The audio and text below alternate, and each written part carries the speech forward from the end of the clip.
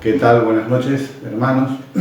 Leemos un pasaje de la Escritura que lo encontramos en el libro del profeta Ezequiel, el capítulo 22, dice en el versículo 30: y busqué entre ellos hombre que hiciese vallado y que se pusiese en la brecha delante de mí a favor de la tierra, para que yo no la destruyese, y no lo hallé. En esta noche, al meditar en la palabra, si tuviéramos que ponerle un título, le tendríamos que poner algo así como reconociendo nuestro lugar, o el lugar donde tenemos que estar. Aquí en este pasaje Dios nos dice, a través del profeta Ezequiel, una de sus características. Ustedes saben, cuando Dios hace algo, su carácter está impreso en su acción. Él tenía que tomar una decisión, emitir un juicio sobre la tierra por causa de las maldades que los hombres estaban cometiendo. Y dice que en esa circunstancia Él buscó algo. Generalmente en la Escritura, en muy pocas partes, aparece Dios buscando algo del hombre. Sin embargo, en esta ocasión dice: busqué entre ellos hombre, o podríamos añadir también mujer, que se pusiese, dice, que hiciera un vallado, que se pusiese en la brecha delante de mí a favor de la tierra. Dios quería encontrar a alguien que se pusiera delante de Él y pidiera a favor de la tierra para que Él no la destruyese. En esa ocasión, dice Dios, no lo halló. Ahora, esto es perfectamente aplicable a lo que estamos viviendo actualmente. Ustedes saben que si tenemos que mirar lo que está ocurriendo en el mundo, vemos algo muy parecido. La lectura que podemos hacer es algo que el mismo Señor lo enseñó en una ocasión. Él dice: miren, el árbol se conoce por el fruto. A través de lo que un árbol produce podemos saber cuál es su característica, su género. Vemos una naranja, sabemos que es un naranjo. Y si miramos actualmente lo que está ocurriendo en el mundo, podemos saber cuál es el fruto de eso. Vemos actualmente, encendemos el noticiero y en la televisión vemos el noticiero y vemos aquellas filas de féretros, de ataúdes, o personas que han fallecido, miles y miles, acomodados en los templos o en distintos lugares, o en camiones en procesión, yendo hacia su crematorio o hacia donde lo lleven. Lo que podemos percibir es la muerte que está recorriendo las calles del mundo, entrando en distintos lugares. Miles y miles mueren por este virus, por esta enfermedad que se propaga en forma tan sorprendente. Habíamos dicho anteriormente que otra de las características que vemos es que esto ha ocurrido y muchas personas, la mayoría del mundo, está encerrado en sus hogares. Las personas han cesado en su actividad pública, los lugares en donde se proponían el pecado en forma masiva, los lugares de vicio, aún las propuestas que en la calle se hacían para los placeres, los vicios, las transgresiones, todos están encerrados en sus hogares por temor al contagio. Ni siquiera el contacto, porque eso puede llegar a contagiar esta enfermedad.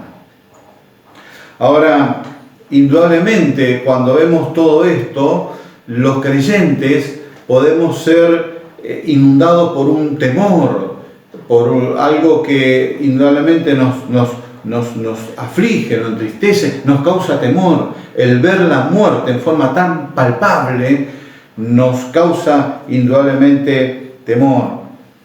Alguien dijo algo muy cierto. Miren, aunque en la Biblia aparece en esa forma así descrita, Dios no quita la vida, sino que en realidad deja de darla. Dice el apóstol Pablo, porque Él es quien da a todos vida, aliento y todas las cosas. Él da la vida. Y en realidad lo que hace es deja de dar la vida a las personas. Miren, voy a hablar primero a los creyentes. Este es un tema que ya lo hemos tocado anteriormente. Uno podría preguntarse, ¿algún creyente falleció en estos miles y miles que han muerto? Posiblemente algunos sí, pero no porque le alcance el juicio, sino porque su hora se había cumplido, su día había llegado. Miren, habíamos visto la vez anterior que meditamos que el creyente ve esta circunstancia, ve la muerte y tiene la posibilidad de ver en forma diferente esto. Leíamos la otra vez cuando el apóstol Pablo dice en Filipenses, para mí el vivir es Cristo y el morir es ganancia. Él veía, porque vivía Cristo de una forma tan intensa, que la muerte lo veía en forma diferente a como lo veían los demás. Y solamente le preocupaba el que en este caso las iglesias todavía no estaban todo lo desarrolladas que tenían que estar y lo necesitaban. Y dice, bueno, yo estoy indeciso, quiero ir y estar con Cristo, pero veo la necesidad de ustedes. Y a veces el creyente pasa por esta disyuntiva. Sabe que el partir indudablemente va a estar mejor, pero a veces porque deja una familia todavía no desarrollada, tiene hijos chicos, quizás la iglesia no está del todo desarrollada que tendría que estar. Hay a veces aquello que en su corazón hace como un contrapeso y quiere quedarse porque está incompleta la obra todavía. Y es legítimo, esto es legítimo. Pero saben que el creyente tiene la posibilidad de ver esto que aflige al mundo y que el creyente lo observa, tiene la posibilidad de verlo en forma diferente. Miren, actualmente el mundo, hasta no hace poco, había sacado la idea, el concepto de Dios de la sociedad. Se sostenía la sociedad laica en la mayoría de las naciones del mundo. En la Argentina también. La sociedad laica en realidad era una forma, un maquillaje para sacar el concepto, la idea de Dios de la sociedad. Sin embargo, esto que está ocurriendo hizo que el concepto, la idea, el nombre de Dios se meta de prepo nuevamente en la sociedad. Las personas están temblando y están reconociendo de alguna forma, por lo menos el concepto, la idea de Dios, el nombre de Dios pasa por su mente. Y si Dios tiene algo que ver con esto, porque es algo tan tremendo que indudablemente despierta este interrogante. Y decíamos que el creyente tiene la posibilidad de ver en forma diferente esto que aterra al hombre, que Dios esté detrás de la muerte, no dándole más la vida a aquellos miles y miles de personas. El mundo lo ve en forma terrorífica. Eso hace que muchos en este momento estén reconsiderando el nombre, el concepto de Dios, quizás en formas equivocadas, pero la idea, el nombre de Dios se vuelve a meter en las mentes de las personas. Ahora decíamos que el creyente puede ver la muerte en forma diferente, se le propone esto en la Escritura, tiene la posibilidad. El apóstol Pablo lo decía ahí en Filipenses capítulo 1, pero fíjense lo que dice, por ejemplo, en el capítulo 15 de 1 Corintios, capítulo 15, fíjense en el versículo 55, dice, ¿dónde está, muerte, tu aguijón? ¿Dónde, sepulcro, tu victoria? ya que el aguijón de la muerte es el pecado y el poder del pecado la ley. Más gracias sean dadas a Dios, que nos da la victoria por medio de nuestro Señor Jesucristo. Así que, hermanos míos amados, estad firmes y constantes, creciendo en la obra del Señor siempre, sabiendo que vuestro trabajo en el Señor no es en vano. Miren, el apóstol Pablo dice, ¿saben cómo el creyente tendría que mirar a la muerte? Esto que está asolando al mundo en forma tan intensa y que podemos ver como una especie de juicio de Dios sobre el mundo. ¿Saben cómo el cristiano tendría que verlo? Mire, dice, para nosotros tendríamos que ver la muerte como un insecto, pero un insecto sin su aguijón. Allí está el insecto, no sé, supongamos un escorpión, con su cola pronta a inyectar el veneno, sin embargo está cortado y le ha sido quitado ese aguijón. ¿Y qué significa que le ha sido cortado el aguijón? Miren lo que leíamos, dice, así que ya que el aguijón de la muerte es el pecado. Dice, la muerte tiene un aguijón y ese aguijón en realidad es el pecado. La muerte puede atacar a la persona porque la persona tiene pecado. Lo dice en otra parte el apóstol Pablo. Por cuanto todos pecamos, dice, por cuanto todos pecaron, dice, la muerte ha pasado a todos los hombres. Pero el creyente puede ver la muerte sin aguijón porque el Señor Jesús se llevó el pecado. El aguijón de la muerte, el Señor Jesús lo cortó y lo llevó sobre sí en el pecado. Él fue la muerte de la muerte. Ahora, fíjense qué notable, porque dice, Dios nos da la victoria. Más gracias sean dadas a Dios que nos da la victoria por medio de nuestro Señor Jesucristo. Ese aguijón ya no está, porque ese aguijón en realidad es el pecado, y el pecado el Señor lo llevó sobre sí en la cruz. El creyente debe mirar, tiene la posibilidad de mirar la muerte como un insecto sin aguijón, porque el aguijón el Señor ya lo quitó y lo llevó sobre sí en la cruz. Pero aparte dice, Dios nos da la victoria por medio del Señor Jesucristo. En la cruz nos dio la victoria. Pero también nos dice que cuando tengamos que atravesar por esta circunstancia, por este momento en donde la muerte nos toque a cada creyente, si el Señor no nos viene a buscar, dice, Dios nos da la victoria por medio del Señor Jesucristo. El Señor nos tomará de la mano y nos llevará juntamente con Él. Nos dará la fuerza para atravesar ese momento de tal forma en que aún en esas circunstancias glorifiquemos su nombre. Dice, hermano, sigamos creciendo en la obra, porque cuando nos toque ese momento, Dios nos va a dar la fuerza y nos va a dar la victoria también para superar ese momento a través de Jesucristo. Pero hay algo más sorprendente aún, que el mismo Señor nos dice a través del apóstol Pablo. Hay algo más sorprendente, cómo el creyente tendría que mirar esto que está aterrando al mundo. El Señor nos ha dado muchas cosas a partir del momento de haber querido en Jesucristo. Nos ha dado muchas cosas, nos ha adoptado como hijos, nos ha dado la vida eterna, nos ha dado un lugar, una herencia en los cielos junto a Él, etcétera, etcétera, etcétera.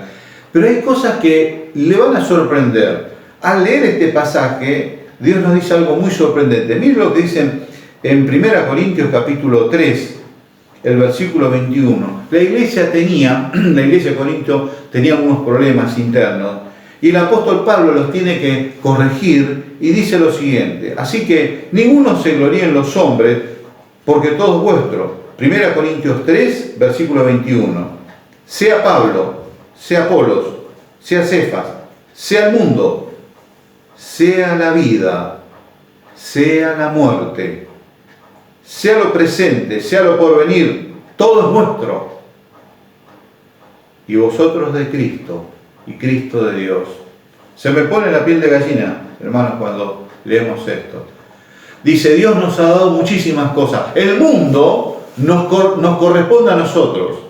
Llegará el momento en que nosotros reinaremos con Cristo sobre el mundo. Pero hay algo más que dice acá. Miren, ¿sabe qué nos corresponde, hermanos? La muerte. dice, sea la vida, sea la muerte, sea lo presente, sea lo porvenir, todo es vuestro. Aquí el Señor nos dice, subámonos a una montaña y miremos lo que está debajo. Subamos desde las alturas para mirar aquellas cosas que nos ha concedido. La muerte nos pertenece, porque le pertenece a Cristo y nosotros le pertenecemos a Cristo. Nos cambia la perspectiva, la posibilidad. El cristiano, si se aferra a Jesucristo, puede mirar esto que está recorriendo el mundo desde otra altura, de tal forma que no lo inunde el pánico, sino la paz en el corazón de saber que sea lo que fuere que tengamos que atravesar, el Señor nos va a dar la victoria, porque ya Él triunfó sobre la muerte y nos la dio, nos la pertenece.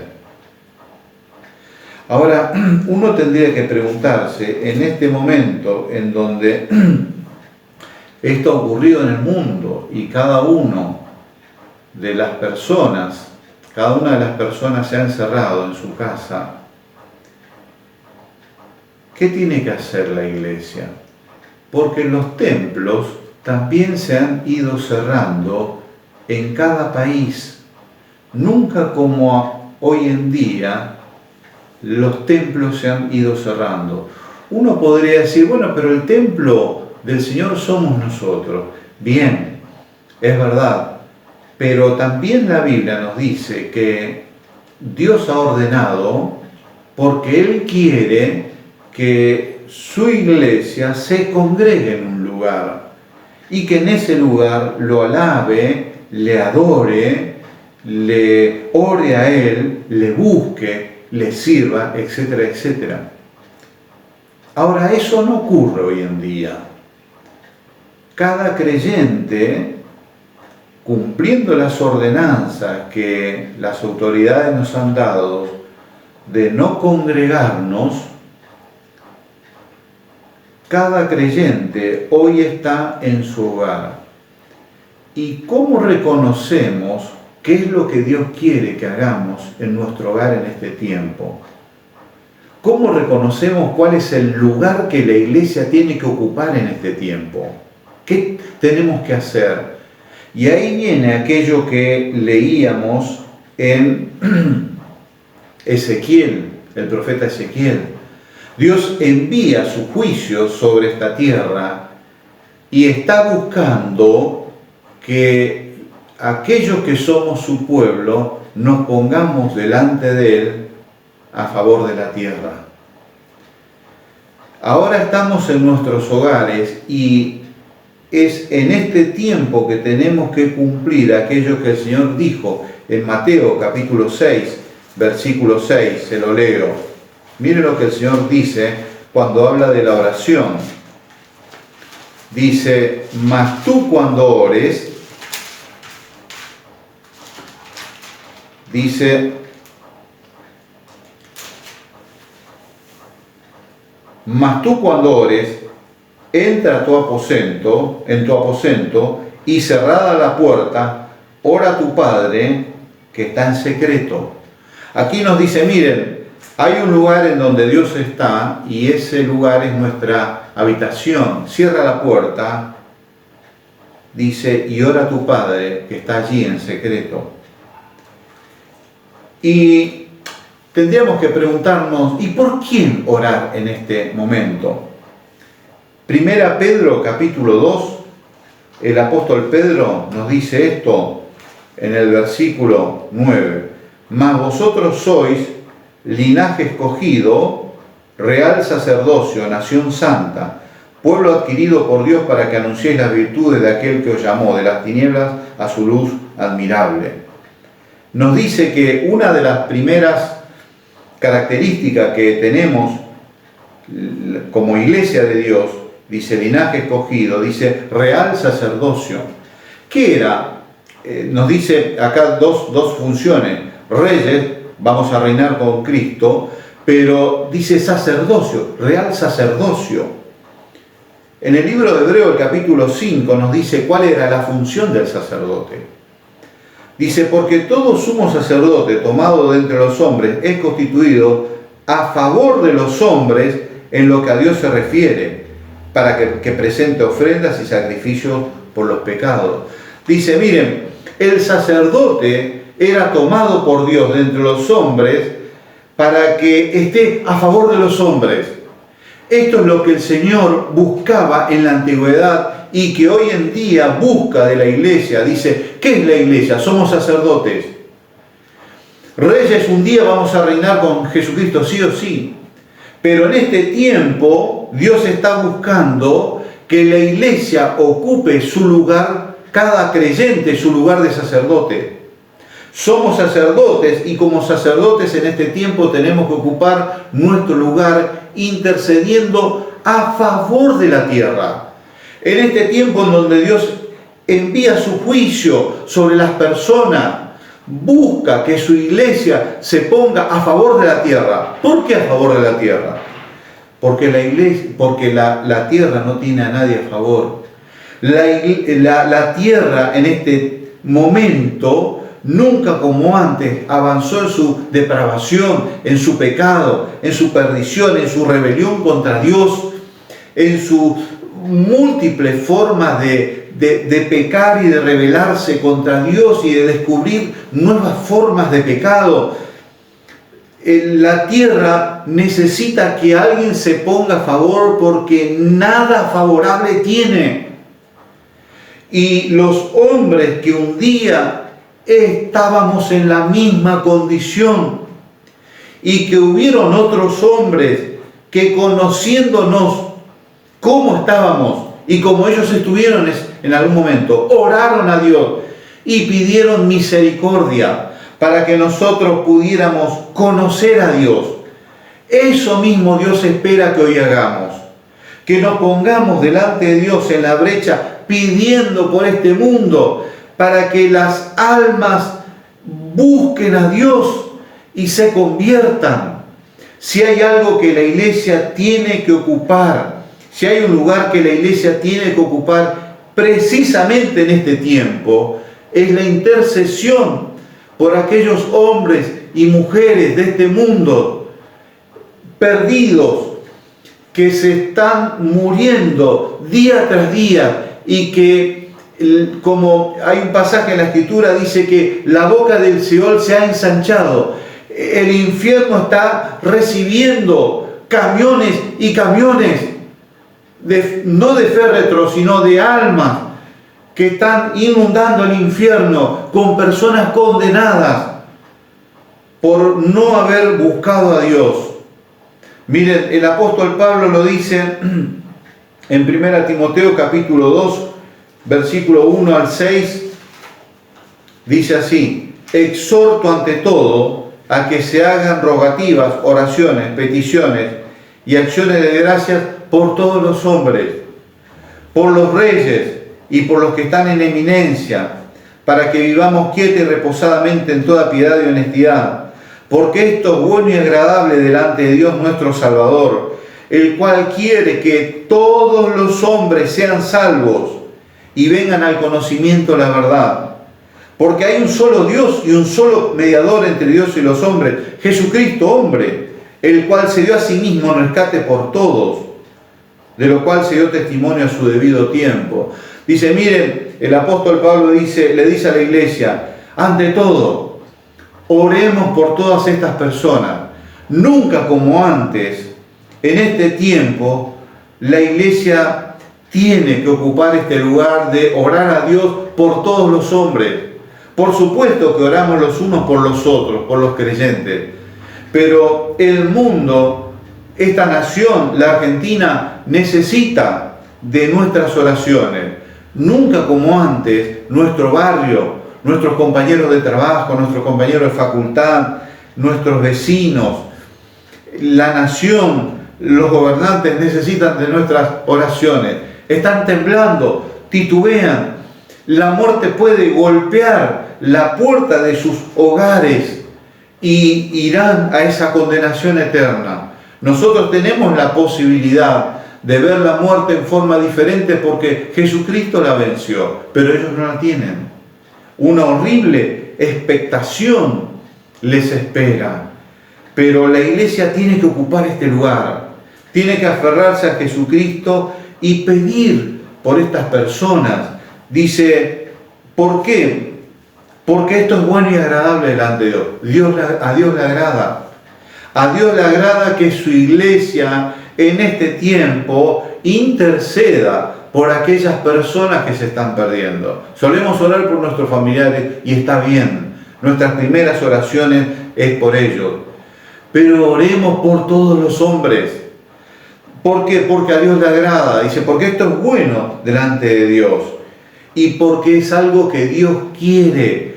Dios quiere que todos los hombres se salven. ¿Por qué Dios quiere que todos los hombres se salven? Dice, porque hay un solo Dios y un solo mediador entre Dios y los hombres. Dios quiere que todos los hombres se salven porque Él sabe que hay un solo Dios. Si hubiere otro Dios, quizás los hombres tendrían otra posibilidad de salvarse. Si hubiere otro mediador, pero no lo hay. Hay un solo Dios y hay un solo mediador. Por eso Dios quiere que se salven. Porque Él sabe que hay un solo Dios y no hay otra forma de salvarse. Y Él sabe que hay un solo mediador y que el hombre no tiene otra forma de salvarse. Por eso Dios quiere que los hombres se salven. Porque ha provisto la única forma en que los hombres se pueden salvar. Y Dios quiere que su iglesia en este tiempo ocupe el lugar de intercesores, de rogar a Dios para que de alguna forma, si hubiera alguna forma, que la misericordia de Dios alcance a aquellas personas que en este preciso momento están descendiendo a las puertas de la muerte, están pasando por esa puerta. Quiera Dios que tenga misericordia y que hubiere alguna forma en que estas personas se arrepientan. Oremos a Dios